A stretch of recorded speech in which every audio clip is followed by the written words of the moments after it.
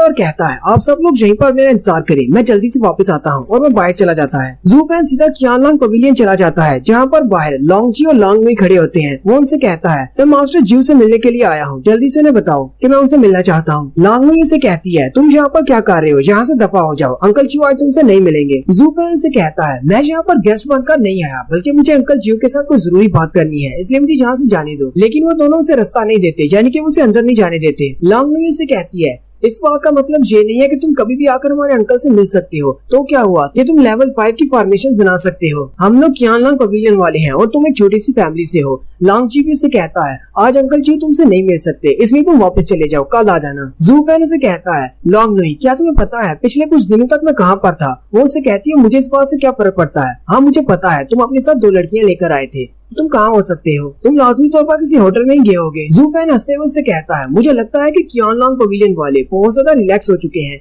उन्हें शायद खतरे का अंदाजा नहीं। मैं तुम्हें बताता हूँ कि मैं कुछ दिन तक कहाँ पर था। मैं योमिंग वैली वालों पर नजर रखने के लिए गया हुआ था और वो लोग जल्दी ही तुम लोगों पर अटैक करने के लिए आने वाले हैं। बाद में मुझे मत कहना कि मैंने तुम्हें वार्निंग नहीं दी। लॉन्गनुई उसे कहती है ऐसा नहीं हो सकता, योमिंग वैली वालों के बारे में किसी को नहीं पता कि उनकी लोकेशन क्या है, तुम तो बस हमसे झूठ बोल रहे हो। जू फैन हंसते हुए पीछे की तरफ मुड़ जाता है और कहता है अपने अंकल जू को बता देना कि मैं यहाँ पर इसीलिए आया था ताकि मैं अपनी लू फैमिली को हाइड करना चाहता हूँ, क्योंकि बहुत ही जल्दी योमिंग वैली वाले तुम पर अटैक करेंगे। तब मैं नहीं चाहता कि मेरी फैमिली भी तुम्हारे साथ मारी जाए। जू फैन जैसे वहाँ से जाने लगता है उसी वक्त अंदर का दरवाजा खुलता है और मास्टर जू कहते हैं ठीक है इसे अंदर आने दो, मैं इससे बात करता हूँ। जू फैन खुद ही अंदर चला जाता है और कहता है तुम दोनों यहीं पर रुको, मैं खुद ही अंदर चला जाऊंगा। अंकल जू जू फैन से कहते हैं जू फैन तुम यहाँ पर क्या करने के लिए आए हो, कौन सी इन्फॉर्मेशन है तुम्हारे पास जो तुम बताने के लिए रुक नहीं सकते। लेकिन साथ ही वो गुस्से के साथ उसे कहते हैं अगर आज तुमने कुछ बेकार बात की तो मैं तुम्हें वार्निंग दे रहा हूँ, आज तुम यहाँ से जिंदा वापस नहीं जा पाओगे। जू फैन मास्टर जू से कहता है योमिंग वैली वाले मास्टर जेन जहाँ पर बहुत जल्दी आकर अटैक करने वाले हैं,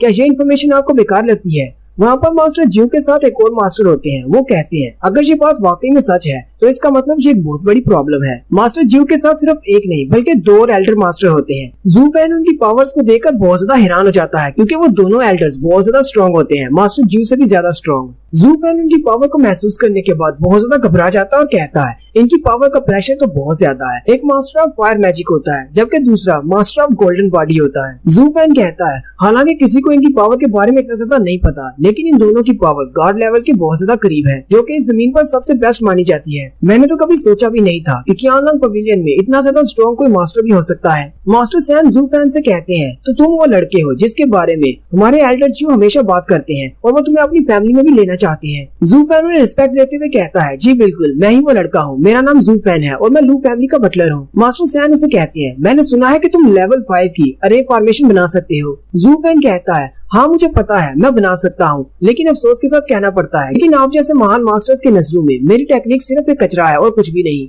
मास्टर सैन उसे कहते हैं तुम्हें परेशान होने की जरूरत नहीं, यहाँ पर जो भी 5th लेवल की फॉर्मेशन अरे बना सकता है हम उन सब की इज्जत करते हैं, चाहे वो एक बच्चा ही क्यों ना हो, और अगर तुम हमारी फैमिली को ज्वाइन कर लेते हो तो हम तुम्हारी और भी ज्यादा इज्जत करेंगे। मास्टर लू जू फैन से कहते हैं मैंने सुना है कि तुम अपनी फैमिली को 10 साल में 7 इंपीरियल फैमिली से भी ज्यादा स्ट्रॉन्ग बनाने का ख्वाब रखते हो, क्या ये बात वाकई में सच है। मैंने तो मास्टर जू से ये बात सुनी है। मास्टर जू ने कहा था कि तुम बहुत ज्यादा एरोगेंट हो और किसी के साथ भी इज्जत से बात नहीं करते, लेकिन अब तुम्हें क्या हो गया, तुम हमारे सामने बहुत ही रिस्पेक्ट से क्यों पेश आ रहे हो। जू फैन कहता है क्योंकि मास्टर जू के साथ मैं बहुत बार मिल चुका हूँ, इसलिए मैं उनके साथ अपनी फैमिली की तरह ही बात करता हूँ। अब दोनों मास्टर से मैं पहली बार मिल रहा हूँ, इसलिए मैं आप लोगों के साथ इज्जत से पेश आ रहा हूँ। मास्टर जू भी ये बात सुनकर बहुत ज्यादा हैरान हो जाते हैं और कहते हैं मुझे तो लगा था कि तुम एक बहुत ही बुरे लड़के हो जिसे सिर्फ बदतमीजी से बात करना आता है, लेकिन तुम तो वाकई में बदल भी सकते हो। जू फैन हंसते हुए उनसे कहता है मास्टर जू मैं आपसे इसलिए खुलकर बात करता हूँ क्योंकि आप मुझे अच्छी तरह से समझते हैं। मुझे पता है कि मैं आपके सामने अगर कोई गलत बात कर भी दूंगा तो आप उसे इग्नोर कर देंगे और मुझे माफ कर देंगे, लेकिन मुझे नहीं पता कि ये दोनों मास्टर्स कैसे हैं। मैं किसी बददिमाग शख्स के सामने इस तरह की बात करके फंसना नहीं चाहता,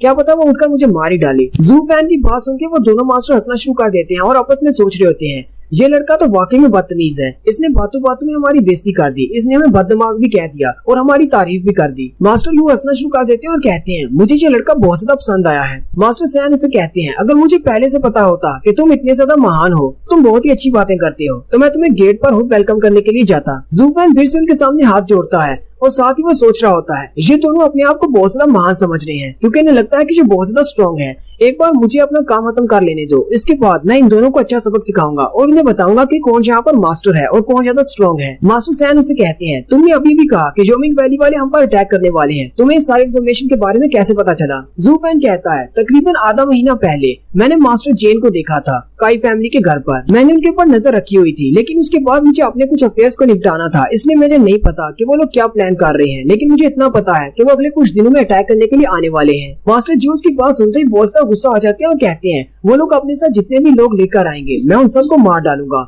जितने ज्यादा लोग आएंगे उतना ज्यादा बेहतर है। और यहीं पर हमारी एपिसोड 13 का एंड होता है। एक्सप्लेनेशन अच्छी लगी हो तो कमेंट करके जरूर बताइएगा। चैनल को सब्सक्राइब कर दें, वीडियो को लाइक और शेयर कर दें। शुक्रिया।